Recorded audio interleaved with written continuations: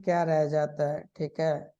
तो जैसे एक जो आपने पहले लिखा सेलेक्ट किया कि इंजीनियरिंग कोर्सेस में चले जाए, या फिर टेक्निकल फील्ड में कोई डिप्लोमा कर लिया जाए, या सिंपल साइंस के सब्जेक्ट से ग्रेजुएशन किया जाए, और फिर बाकी चार्टर्ड अकाउंटेंट और बहुत सारे, और बहुत लंबा लाइन है, बहुत सारे कोर्सेज के हैं, ठीक है। तो बहुत से बच्चे पूछते हैं कि ठीक है सर, हम ट्वेल्थ के बाद इसमें से कुछ भी सेलेक्ट कर लिए और हम ग्रेजुएशन कर लिए, उसके बाद क्या होगा, ठीक है। तो क्या एक जनरल ओवरव्यू बनता है बच्चों के लिए, वो थोड़ा मैं डिस्कस करता हूँ। तो जनरली ट्वेल्थ के बाद बच्चे अगर ग्रेजुएशन में जाते हैं, वो कोई भी डोमेन चूज कर सकते हैं, और डिपेंडिंग ऑन कि वो कौन सा फील्ड में अपना ग्रेजुएशन कर रहे हैं, उसके बाद डायरेक्ट वो जॉब के लिए जा सकते हैं, ठीक है। बेस्ड ऑन कि उनका क्या डिग्री है, वो कैंपस प्लेसमेंट होके या फिर ऑफ कैंपस प्लेस होके, या फिर अदर मीडियम से वो अप्लाई करके, या फिर अगर आपके पास सिंपल कोई भी ग्रेजुएशन का डिग्री है, लाइक आपने इंजीनियरिंग कर लिया, ठीक है, डॉक्टर बन गए, बीएससी कर लिया, बीए कर लिया, एमए कर लिया, मीन्स बीकॉम कर लिया, तो ग्रेजुएशन का आपके पास डिग्री है, तो आप बहुत सारे जो सर्विसेज हैं गवर्नमेंट के, उनको, उनमें अगर आप जानना चाहते हैं तो आप उनके लिए जो कम्पिटिटिव एग्जाम्स होते हैं, उनका जो एलिजिबिलिटी क्राइटेरिया है वो आप मीट कर जाओगे। लाइक अगर ग्रेजुएशन के बाद देखते होइएगा कि बहुत से बच्चे हैं जिन्होंने ग्रेजुएशन इंजीनियरिंग में करा हुआ है, और उसके बाद वो सिविल सर्विसेज का तैयारी करके आईएएस बनते हैं, आईपीएस बनते हैं। बहुत ने नीट का एग्जाम देके बहुत अच्छे कॉलेज से मेडिकल किया है, डॉक्टर बना, और उसके बाद वो जनरल गवर्नमेंट जॉब्स में जाते हैं एग्जाम देके, ठीक है। क्योंकि ये सब जो भी एग्जाम्स हैं, चाहे वो स्टेट गवर्नमेंट्स के हो या सेंट्रल के सर्विसेज के जो एग्जाम्स हैं, उसमें जो जनरल जो होता है, जिसको बोलते हैं, अगर यूपीएससी कंडक्ट करती है, union public service commission civil services examination, उसमें, या स्टेट वाइज उसको स्टेट पब्लिक सर्विस कमीशन बोलते हैं, उसमें सिंपल ग्रेजुएशन का डिग्री मांगता है। वो आप ग्रेजुएशन कोई भी फील्ड से, बस वो रिकॉग्नाइज्ड यूनिवर्सिटी से एक सर्टेन परसेंटेज में आपका क्लियर होना चाहिए, तो उसके लिए आप एलिजिबल हो जाओगे, ठीक है। बहुत से बच्चे क्या है कि वो ग्रेजुएशन करके फिर वो हायर स्टडीज में चले जाते हैं। जैसे आपने इंजीनियरिंग कर लिया और आपको आगे रिसर्च करने का मन है, ठीक है, या फर्दर पढ़ के आपको एकेडमिया में जाना है, तो वो लोग मास्टर्स करते हैं, उसके बाद फिर मन हुआ तो डॉक्टरेट करते हैं, और फिर वो करने के बाद बहुत सारे अपॉर्चुनिटीज वहाँ भी रहते हैं, तो उसमें चले जाते हैं, ठीक है। तो अभी एक जनरल ओवरव्यू था, अब मैं इंजीनियरिंग पे आता हूँ कि अगर इंजीनियरिंग कोर्सेज किसी को करना होगा तो क्या क्या ऑप्शन उसके पास रह जाता है। तो इसमें फर्स्ट है कि अगर टेंथ के बाद डायरेक्ट आप डिप्लोमा में जा सकते हो, जो 3 साल का कोर्स होता है, ठीक है, उसका मैं अभी डिस्कशन करूंगा नहीं। और सेकेंड जो कोर्स आपका है, जिसको बीई और बीटेक बोलते हैं, तो ये 4 साल का कोर्स होता है, और इसमें 10+2 आपका पीसीएम में होना चाहिए विथ सर्टेन परसेंटेज। वो इवन कैटेगरी का कैंडिडेट है तो उसके लिए वो थोड़ा चेंज हो जाता है, ठीक है। या फिर आगे अगर फिर से इंजीनियरिंग कोर्सेज में जाना चाहते हो, ठीक है, तो फिर जैसे मैंने बताया कि मास्टर्स करते हैं बच्चे, तो वो करके फिर 2 साल का रहता है मास्टर्स का कोर्स, ठीक है। तो अभी मैं ये जो सेकेंड वाला है, जो बैचलर डिग्री है, बी और बीटेक, इसके बारे में डिटेल में डिस्कस करेंगे, और फिर मैं आऊँगा कि अगर आईआईटी से आपको ये इंजीनियरिंग का कोर्स करना है तो उसके लिए क्या सिनारियो सारा कुछ बनता है और कैसे क्या करना होगा, ठीक है। तो पहले जैसे किसी के दिमाग में आता है कि इंजीनियरिंग करना है, किसी को बोलोगे तो दिमाग में आता है कौन सा इंजीनियरिंग, क्योंकि बहुत सारे ब्रांचेज हैं, ठीक है। तो पहले बच्चों के माइंड में वो सेट होना चाहिए, वो जितना अर्ली हो जाए कि मुझे किस फील्ड में इंजीनियरिंग करना है वो ज़्यादा अच्छा है। कभी कभी क्या होता है कि बेस्ड ऑन आपका इंट्रांस एग्जाम में क्या रैंक बनता है, वो बच्चे फ्लेक्सिबल रहते हैं ब्रांच चूज करने के लिए। तो आपका जैसे आपने बताया कि आपका इंटरेस्ट है कंप्यूटर साइंस इंजीनियरिंग, तो या फिर इंफॉर्मेशन टेक्नोलॉजी, ठीक है। तो अभी बहुत सारे जो आईआईटीज हैं, इवन एनआईटीज हैं, वो सीएस उनमें रहता है। उनमें नए उससे रिलेटेड कंप्यूटर से रिलेटेड नए ब्रांचेज है, like artificial intelligence, data science, IT, ये सब आपको मिलेगा। ठीक है, तो ये सब बेसिकली एलाइड ब्रांचेज इसको बोलते हैं, कि एक माने थीम उसका कंप्यूटर का ही रहा, लेकिन उसमें वो एक स्पेसिफिक डोमेन में चला गया। उसी तरह बहुत सारा ब्रांचेज है, तो वो मैं डिस्कस करूंगा नहीं। ठीक है। अब जैसे आपने पूछा कि जॉब का क्या पर्सपेक्ट बनता है, एंट्रेंस एग्जामिनेशन का क्या होगा, तो पहले मैं जॉब वाला ही सिनारियो डिस्कस कर लेता हूँ कि कोई बच्चा अगर करता है इंजीनियरिंग, मान लीजिए सीएस से ही किया, तो उसके पास क्या जॉब का सिनारियो बन गया। क्योंकि आजकल बच्चे लोग बहुत सुनते हैं कि कंप्यूटर साइंस से कर लिया, उसको 2 करोड़ का पैकेज लग गया, 1.5 करोड़ का लग गया, 1 करोड़ का पैकेज लग गया। ठीक है, लेकिन वो कितने परसेंट बच्चों को लगता है? ठीक है, अगर एक बैच में 100 बच्चे हैं तो उसमें 1 या 2 को लग गया, तो बाकी 98 बच्चों का क्या होता है?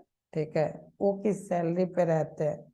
और क्या आईआईटी से बीटेक करने वाले सीएस के सारे बच्चे जॉब के लिए चले जाते हैं, या उसके बाद और भी कुछ करियर ऑप्शन है?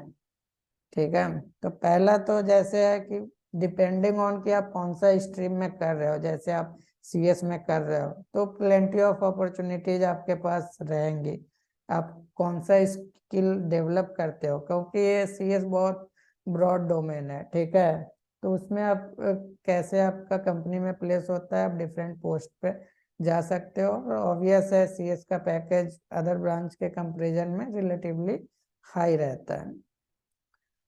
बहुत बच्चे हैं जो हायर स्टडीज में भी जाते हैं। जैसे अभी जो रिसेंट में ट्विटर के सीईओ थे पराग अग्रवाल, तो उनका देखा होगा कि उन्होंने पीएचडी करा हुआ था आईआईटी बॉम्बे से, शायद उनका बीटेक था सीएस में, और फिर जाके उन्होंने स्टैनफोर्ड से, वो एक बार चेक कर लेना, पीएचडी करके किया हुआ था। तो बहुत बच्चे हैं जो कुछ दिन जॉब में रहे हैं, फिर हायर स्टडीज में गए, फिर जॉब में आते हैं। बहुत डायरेक्ट हायर स्टडीज में जाके थोड़ा फिर जॉब में आते हैं। तो डिपेंडिंग ऑन कि क्या सिनारियो आपका बनेगा, आप जहाँ से कर रहे हो वो ऑप्ट कर सकते हो। बहुत बच्चे का होता है कि एकेडमिया में जाना है या कुछ बिजनेस करना है, तो वो फिर हायर स्टडीज करके वहाँ पे वो ऑप्ट किए। बहुत बच्चे स्टार्टिंग से ही, अभी का जो है कि स्टार्टअप कल्चर बहुत ज़्यादा बूम कर रहा है, तो बहुत से बच्चे हैं जो कॉलेज टाइम से ग्रुप बना के या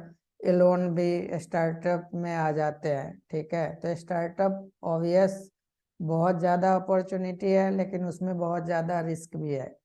तो ये सब बाद की बातें हैं, वो डिपेंड करेगा कि वहाँ क्या सिनारियो बनता है। ठीक है, अब रह गया जैसा आपने बोला कि जनरल के लिए सीट्स बहुत कम रहता है, तो सिचुएशन नहीं है। अगर आप डाटा देखोगे तो ये इंजीनियरिंग कॉलेज जितना इंडिया में है, ठीक है, उसका एक रफ डाटा है। तो अगर देख रहे हो तो कितना आप देख रहे हो, यहाँ पे जो बीटेक कॉलेज है, तो सेंट्रल यूनिवर्सिटी जी 15 है, डीम्ड और गवर्नमेंट कॉलेजेस 1000 के ऊपर है, गवर्नमेंट एडेड कॉलेजेस 200 के ऊपर है, स्टेट यूनिवर्सिटी ये सब मिला के। और स्पेसिफिक अगर हम आईआईटीज का बात करें तो अभी के डेट में 23 आईआईटी है, 26 ट्रिपल आईटीज है, और 31 एनआईटीज है, और ये तीनों में आपको सीएस का ब्रांच मिलेगा। तो ठीक है, अगर मान लो कोई बच्चा कोर ब्रांच लेता है, इलेक्ट्रिकल लेता है या मैकेनिकल लेना चाहता है, तो वो ट्रिपल आईटीज में नहीं मिलेगा, लेकिन सीएस ट्रिपल आईटीज में भी रहता है। तो ऐसा नहीं है कि सीट्स कम है। ठीक है, ऑब्वियस है कि जब भी आप हो जी, जो टाइम में हो उस बच्चे के हिसाब से या जो सिनारियो बनता है, हमेशा कंपटीशन ये सब जो एग्जाम है वो टफ होता है अगर प्लान नहीं किया जाए तो सीट्स बहुत ज़्यादा हैं और बाकी डाटा भी मैं दूंगा। और ये मैंने यहाँ पे NIRF रैंकिंग कॉलेजेस का डाल दिया है, इंजीनियरिंग कॉलेजेस का, जो आप गवर्नमेंट का ऑफिशियल वेबसाइट्स पे देख भी सकते हो। और वहाँ पे आपको सारा कॉलेज का इवन डाटा में जाके PDF फाइल्स में कि कौन सा कॉलेज कैसा कर रहा है, क्या प्लेसमेंट है, ये गवर्नमेंट का ऑफिशियल डाटा है। ये नहीं कि यहाँ पे कोई आपको मिसगाइड करेगा, वहाँ पे आप चेक कर सकते हो।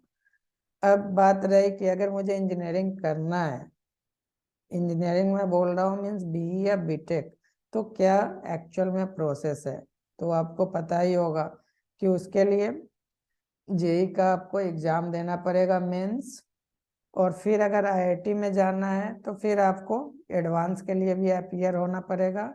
बहुत स्टेट्स है जो अपना खुद का इंट्रांस एग्जाम कंडक्ट करती है, ठीक है, और भी बहुत सारे प्राइवेट यूनिवर्सिटीज हैं वो अपना एग्जाम्स कंडक्ट करती है।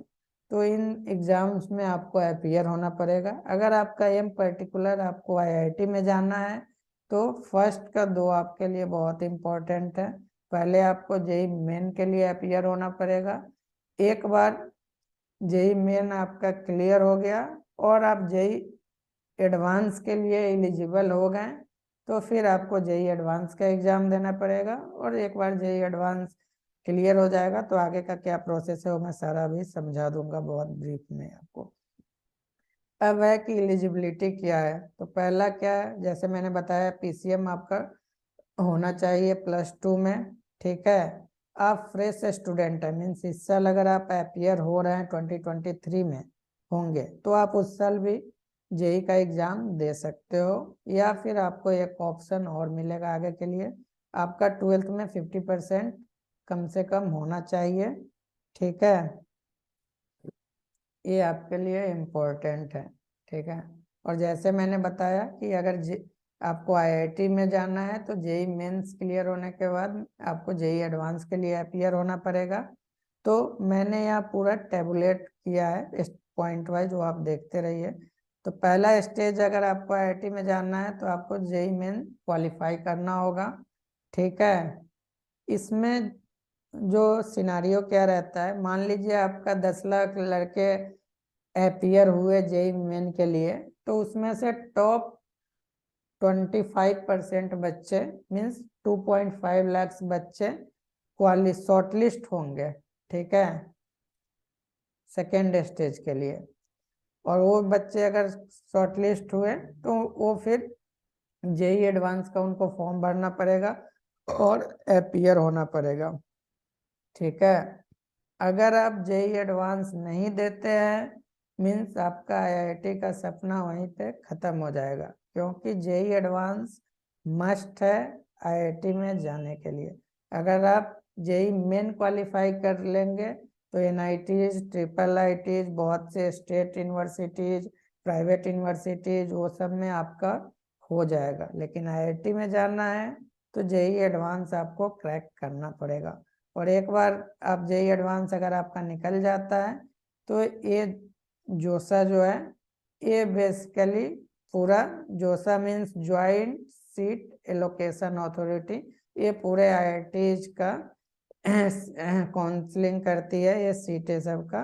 और बेस्ड ऑन आपका रैंक और आपके पास बहुत सारे ऑप्शन आएंगे, वहाँ पे आपका सीट आपको फ्रीज करना पड़ेगा, ठीक है। एक बार सीट फ्रीज हो करिए, आप फी पे कीजिए और बाकी का प्रोसेस आप कीजिए। तो ये सब में मैं डिटेल में नहीं जा रहा हूँ, ठीक है।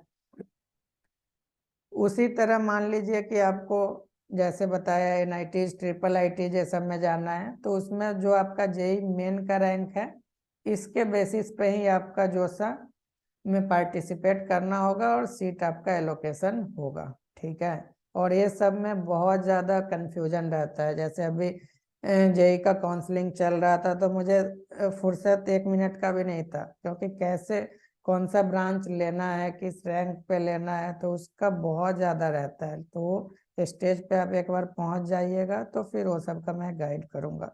वो अभी बात की बात है, अब भी है कि जेई को कैसे टैकल किया जाए, ठीक है।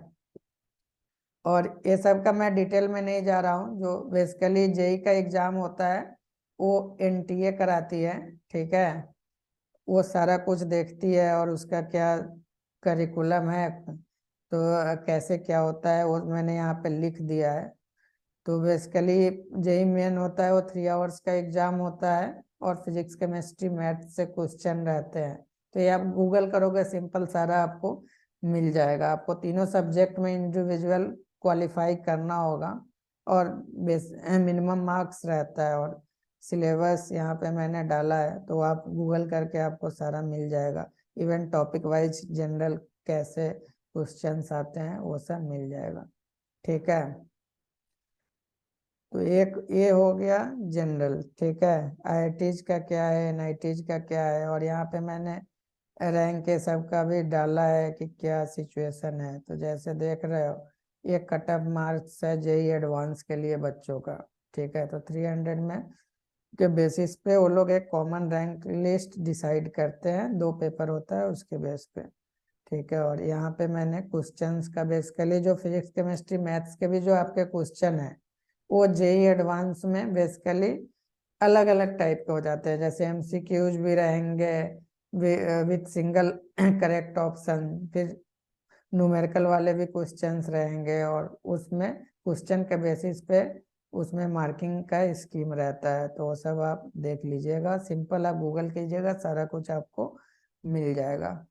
और एक बार जब जेई एडवांस में यहाँ पे अपियर होइएगा तो बेसिकली सारे सब्जेक्ट्स का मिला के, जैसे हर सब्जेक्ट में यहाँ पे देख रहे हो कि ये रैंक जो देख रहे हो ना यहाँ पे, तो जो कॉमन रैंक है बेसिकली हर सब्जेक्ट में स्टूडेंट को 10% मिनिमम लाना था, ठीक है, इस सब्जेक्ट और टोटल मिला के 35% क्वालिफाई करने के लिए लाना था। तो मान लीजिए कोई बच्चा मैथ्स में बहुत अच्छा है और मैथ्स में वो 30-40% मार्क्स कर दिया और केमिस्ट्री बहुत वीक है, 5% भी नहीं कर पाया, तो इवन उसका ओवरऑल मिनिमम मार्क्स 40 हो जाए जो हो जाए 35 के बाद, लेकिन वो एडवांस क्वालिफाई नहीं करेगा। और ये सबसे बड़ा कैच है, अभी के बच्चों का मैं देखता हूँ जो फेवरेट सब्जेक्ट है वही लेके पढ़ते रहता है, तो उससे आपका एग्जाम नहीं निकलने वाला है। आपको फिजिक्स केमिस्ट्री मैथ तीनों को पूरे प्लानिंग के साथ टारगेट करना पड़ेगा। और ये मैंने पिछले साल का डाटा डाला है, ठीक है। ये मेरा यूट्यूब चैनल पे भी ये सारा डाटा है तो आप वहां से देख लोगे। तो जैसे 1,61,000 के अप्रोक्स स्टूडेंट्स एडवांस के लिए अपियर हुए थे, जिसमें 38,000 स्टूडेंट क्वालिफाई किए, मीन्स ऑलमोस्ट बोल सकते हो 40% बच्चों ने क्वालिफाई किया। तो अगर मैं सिंपल बात करूं कि बच्चे जो फॉर्म भरते हैं और जहां से जो मीन जेईई में का एग्जाम दे रहे हैं और जो बच्चे सेलेक्ट हो रहे हैं और स्पेशली कंप्यूटर साइंस के लिए, तो क्या रेशियो है, ठीक है। तो जनरली अगर 100 बच्चा जेई मेन के लिए अपियर हो रहा है तो उसमें 9 बच्चा क्वालिफाई हुआ जनरल कैटेगरी का जेई एडवांस के लिए, ठीक है। जेई एडवांस में मीन्स वो आईआईटीज में जाने के लिए क्वालिफाई हुआ। और उसमें से जो टॉप 3% बच्चे हैं जनरल कैटेगरी के, उनको ही सीएस कंप्यूटर साइंस आईआईटीज में मिलता है। तो जैसे आपने बताया कि ऑब्वियसली डिफिकल्ट है, लेकिन अगर आप अच्छे से कर रहे हो, सारा प्लानिंग के साथ कर रहे हो, तो पॉसिबल है। और बाकी मैंने इधर में डाल दिया है कि आईआईटीज का कैसे 23 आईआईटीज बोला। तो बेसिकली ये आईआईटीज जो खुले स्टार्टिंग में 7 आईआईटीज था, ठीक है, उसको फर्स्ट जनरेशन आईआईटीज बोलते हैं, जैसे आईआईटी बॉम्बे, दिल्ली, मद्रास, कानपुर, ये सब। फिर उसके बाद फिर कुछ एक लॉट में आईआईटीज खुला तो उसको आईआईटी सेकेंड जनरेशन बोलते हैं, जिसमें आईआईटी इंदौर, गांधीनगर, पटना ये सब आता है। और फिर थर्ड में एक लॉट में आईआईटीज खुला, उसको थर्ड जनरेशन आईआईटीज बोलते हैं, ठीक है। तो ये सब जब एक काउंसलिंग होता है तो वो सब कैसे सेलेक्ट करना है, क्या करना है, वो सब बहुत ज़्यादा ट्रिकी हो जाता है। तो अगर आप देख रहे हो रैंक, तो शुरू का लगभग टॉप 100 स्टूडेंट्स जो है उसमें से मोस्ट स्टूडेंट आईआईटी बॉम्बे को प्रीफर करते हैं, और इसका रीजन है उधर का कल्चर। लेकिन वो सब डिटेल में अभी नहीं जाऊंगा क्योंकि वो एग्जॉस्ट हो जाएगा आपको। अब रही बात कि जेई का प्रिपरेशन किया कैसे जाए, ठीक है, आप अनम्यूट कर लीजिए। यस भैया।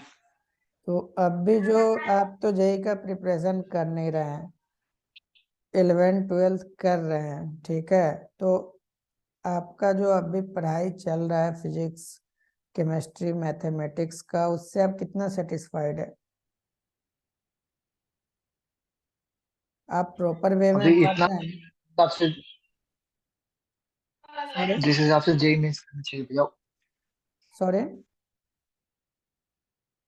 भी उतना सेटिस्फाइड नहीं हूँ कि जेई मेंस हो पाएगा। ठीक है, तो मे बी अभी मैं क्या सजेस्ट करूंगा, आप प्रॉपर प्लान कीजिए, ठीक है, अभी आप कोई कोचिंग ले नहीं रहे हैं, ठीक है, तो अभी कोचिंग जा रहा हूँ भैया। अभी कोचिंग जा रहे हैं, कौन सा कोचिंग जा रहे हैं? इधर का लोकल कोचिंग सेंटर भैया है। ओके, तो इंडिविजुअल सब्जेक्ट वाइज जा रहे हैं वो, या वो जेई का करा रहा है? Individual subject wise individual subject wise, और फैकल्टीज वहाँ पे कैसे हैं, कॉन्सेप्ट क्लियर हो जाता है? हो जाते हैं भैया। ठीक है, तो अभी मैं क्या सजेस्ट करूँगा कि अभी आपके पास बोर्ड एग्जाम के लिए 4 मंथ्स हैं। 4 मंथ्स क्या माने, 2 से 3 महीने ही लेके चलो। तो अभी आप क्या करो, ठीक है, जो बोर्ड एग्जाम है उस पे अच्छे से आप फोकस करो, ठीक है, जो भी सब्जेक्ट अभी आप रिवाइज कर रहे हो पढ़ रहे हो उसमें कॉन्सेप्ट बिल्ड करना है, ठीक है, और एक बार जब आपका बोर्ड एग्जाम खत्म होता है, ठीक है, उसके बाद प्रॉपर तरीके से आपको जेई के लिए लगना है, क्योंकि 3 महीने का टाइम, लगभग 2-3 महीने का आपको मिलेगा, ठीक है, अभी 3 से 4 महीना अभी से लेके चलो। तो इवन अगर आप +2 का अभी जो सब्जेक्ट्स है उसको अच्छे से कर रहे हो, और बाद में अगर 11th का आप रिकैप अच्छे से कर लेते हो, रिवाइज कर लेते हो, तो आईआईटी के लिए नहीं लेकिन जेई मेंस के लिए आप एक हद तक मीन्स थोड़ा कॉन्फिडेंस के साथ एग्जाम में अपीयर हो सकते हो, ठीक है, तो वो आप देख सकते हो, ठीक है। तो पहले तो है कि अभी से पढ़ा कैसे जाए, आपका पढ़ने का शेड्यूल कैसा है, सेल्फ स्टडी कितने आवर्स आप करते हो? सर 3 से 4। 3 से 4, और वो जो पढ़ाई करते हो उसमें पूरा फोकस रहता है आपका? Yes sir. ठीक है, तो आप उसको कंटिन्यू कीजिए। अगर आपको कोई डाउट आ रहा है कि कैसे हम टाइम को मैनेज करें, कैसे पूरा प्लान करें, कैसे मेरा जो इंड गोल जैसे आपका आईआईटी है, तो यहाँ तक पहुँचने के लिए क्या प्लानिंग आपको करना है, कैसे सब गोल सेट करना है, वो अगर नहीं हो पा रहा है तो हम लोग क्या करते हैं, हम लोग बच्चों को पूरा सिस्टमेटिक हेल्प करते हैं, जिससे उसका डेली रूटीन को कैसे मैनेज करके कौन सा सब्जेक्ट कैसे पढ़ना है, कैसे जो ऑनलाइन रिसोर्सेस है उसको यूटिलाइज करना है, जिससे वो घर पे बैठ के पढ़े विदाउट कोई डिस्ट्रैक्शन का, ठीक है। तो जनरली ये जो अभी आपने फिल किया था, तो ये बेसिकली हम लोग का प्रोग्राम 10th 11th 12th के बच्चों के लिए ही था, ECS 3। तो इसमें बेसिकली फर्स्ट टाइम ये 999 लेते हैं। उसके बाद हम लोग एक बार जब हो गया तो बच्चे के लिए हम लोग पूरा एक फ्रेमवर्क प्रिपेयर करते हैं, और वो फ्रेमवर्क पे बच्चा चलता है, और हम लोग फिर मंथली जूम मीटिंग उसको शेड्यूल करते हैं, और फिर कैसे वो प्रोग्रेस कर रहा है एक्चुअल में, क्या दिक्कत आ रहा है इम्प्लीमेंटेशन, ये सब पे उस पे काम करते हैं, ठीक है। तो एक बार आप सारा देख लीजिए, ठीक है, कैसे क्या हो रहा है। अगर आपको ये ज्वाइन करना होगा आगे तो मुझे बताइएगा, तो फिर आपका हम कंटिन्यू करेंगे। लेकिन अभी मैं सजेस्ट करूंगा, आपका बोर्ड एग्जाम पास में है तो आप बोर्ड एग्जाम पे फोकस कीजिए, लेकिन अभी जो आपका +2 का सब्जेक्ट कवर हो रहा है ट्वेल्थ के, उसको आपको अच्छे से करना है, ताकि अगर वो मेंस के लिए आप जेई मेंस के लिए अपियर हो तो उससे अगर कुछ क्वेश्चन आपका आएगा जो ट्वेल्थ वाला, उसको आप अच्छे से कर पाए। ठीक है। तो सर आपके शेड्यूल वगैरह कुछ बता सकते हैं कैसे प्रिपेयर करने के लिए, टाइम टेबल वगैरह कुछ? टाइम टेबल वो मैं बता दूंगा, उसके लिए फिर से मुझे बैठना होगा। आप एक काम करो, मेरा यूट्यूब का चैनल पे मैंने कुछ कुछ काउंसलिंग का बच्चों का डेमो डाला हुआ है, तो उसमें कैसे टाइम टेबल सेट करना है, कैसे इफिशियंसी बढ़ाना है, उसका लास्ट में एक दो स्लाइड में मैंने बताया है, वो आप जाके देखोगे तो आपका क्लियर हो जाएगा। पहले आपका क्या है टाइम टेबल और सब्जेक्ट्स के लिए, कि पहले आप डेली का रूटीन फिक्स करो। जैसे आप सुबह में उठ रहे हो तो आपका जो भी क्लास का वर्क होगा, स्कूल जाना कॉलेज जाना जो भी होगा, आप पूरा जो अपना 24 आवर्स स्पेंड कर रहे हो उसका आपको पूरा हिसाब करना होगा कि मेरा टाइम वेस्ट तो नहीं हो रहा है, क्या क्या डिस्ट्रैक्शन आ रहा है। क्योंकि हम लोग वैसे नहीं है कि डिस्ट्रैक्शन फ्री इन्वायरमेंट मिल जाए। कभी कभी क्या होता है, घर पे पढ़ने का मूड है लेकिन ऐसा सिचुएशन बन जाता है कि घर पे आके आप पढ़ नहीं पाते हो। तो उस हिसाब में आपको प्लान करके अपना टाइम सेट करना होगा, अपना लाइफ स्टाइल वैसे ट्यून करना होगा। और फिर कौन सा सब्जेक्ट्स में आपको दिक्कत आ रही है, कैसे आ रहा है, न्यूमेरिकल पार्ट में दिक्कत आ रहा है, थ्योरी में दिक्कत आ रहा है, और सारे सब्जेक्ट्स वाइज अलग अलग डिफिकल्टी रहता है। तो एक बार सारा मुझे भेजोगे तो उसके बेसिस पे मैं नेक्स्ट टाइम बैठूंगा तो सारा उसको डिस्कस करेंगे। क्योंकि अभी मुझे आपका कुछ भी पता नहीं है, तो मैं ऐसे भी कुछ बोल दूंगा तो इम्प्लीमेंट नहीं होगा। तो एक्चुअल में आप किस पोजीशन पे अभी हो, वो अगर आप मुझे बताओगे तो मुझे आगे मैं जेन्यून आपका हेल्प कर पाऊंगा। नहीं तो बोलने का मैं कुछ भी बोल दूंगा लेकिन वो फ्रूटफुल होगा नहीं। ठीक है। तो जब तक कौन सा सब्जेक्ट में आप किस पोजीशन में हो, क्या दिक्कत आ रही है एक्चुअल इम्प्लीमेंटेशन में, सारा कुछ बताओ। इसलिए मैं बोला था कि जो भी डाउट हो वो पूरा लिस्ट बना के भेजने के लिए। ठीक है। सर ये आईआईटी करना है तो आईआईटी जे में, जे आईआईटी मेंस में कितने बार अपीयर हो सकते हैं? आईआईटी मेंस में जो क्या है कि एक तो आप फ्रेशर अपियर हो गए, उसके बाद एक बार और आप अपियर हो सकते हो। अब भी शायद वही है, अभी देखना होगा इस साल का। हर बार थोड़ा इधर से उधर वो चेंज करता है, लेकिन वो 2 टाइम्स ही रहता है। बीच में ये लोग किया था कि वो नंबर हटा दिया था, एक एज लिमिट डाल दिया था। ठीक है। तो मैं एक बार कंफर्म करके आपको बता दूंगा। ठीक है। लेकिन उसमें क्या है कि आप ज्यादा ईयर गैप नहीं कर सकते हो। मान लो आप 2023 में 12 दे रहे हो और आप सोचोगे कि 5 साल बैठ के मैं तैयारी करूं। 5 साल बाद अगर आप आईआईटी निकाल भी लोगे, आपका प्लेसमेंट में बहुत दिक्कत होगी। क्योंकि वहाँ पे जो ईयर गैप होता है वो बहुत निगेटिव जाता है, आपको अच्छा इंटर्नशिप कहीं नहीं मिलेगा, और ये सब कोई नहीं बताता है। और वहाँ जाके बच्चा रोता है कि सर मुझे तो इंटर्नशिप मिल नहीं रहा है। उसका गूगल का और फेसबुक का सपना वहीं पे टूट जाता है, क्योंकि इंटर्नशिप अच्छे जगह मिला नहीं तो प्लेसमेंट अच्छा होना नहीं है। तो एक कोई नहीं बताता है, क्योंकि हम लोग उस सिस्टम में 8 साल रहे हुए हैं, तो मुझे अंदर क्या होता है वो पता है। ठीक है। एक कोचिंग वाले कोई नहीं बताएंगे, क्योंकि उनका बिजनेस खराब होगा उससे। वो बच्चों को तैयारी करवा के बैठा के करवा के आईआईटी में भेज देंगे, लेकिन वहाँ स्टूडेंट सफर कर जाता है। ठीक है। तो वो सब सारा प्लान करके कि कितना का आप मार्जिन ले सकते हो, कैसे क्या करना होगा, उसके लिए अच्छे से बैठना पड़ेगा। ठीक है। अगर आपको आगे करना होगा तो फिर से फॉर्म आप डाल दीजिएगा। ठीक है। तो फिर से उसका हम लोग सारा डिस्कशन करेंगे। अभी मेरा टाइम है खत्म हो गया, अभी मेरा एक और मीटिंग है अभी 6:45 से। और कोई डाउट है आपका? सर मुझे ये डाउट पूछना है कि जैसे अभी नवंबर चल रहा है, हम्म। अभी आईआईटी का मेंस के लिए फॉर्म चल रहा है कि एग्जाम देना है। अगर मैं अभी फॉर्म भरता हूँ तो आपके हिसाब से एग्जाम कब होगा? एग्जाम आपका बोर्ड एग्जाम खत्म होने के 1 डेढ़ महीने के बाद ही होगा। ऐसे भी अभी सारा सेशन थोड़ा थोड़ा लेट चल रहा है, तो अभी एग्जैक्ट बताना बहुत मुश्किल है कि क्या होगा। ठीक है, लेकिन गवर्नमेंट जो एनटीए बताया वो सब है कि एटलीस्ट 2023 वाले सेशन में कुछ भी डिले ना हो। वो प्लान है, लेकिन एक्चुअल इम्प्लीमेंटेशन होते होते वो थोड़ा डिले हो ही जाएगा।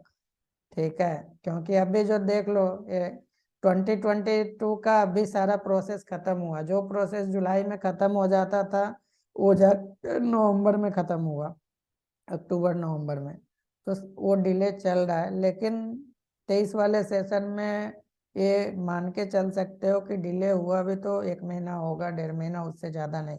तो जो आपका एग्जाम होगा लेके चलो मई के बाद होगा। ठीक है, अप्रैल मई के बाद ही होगा।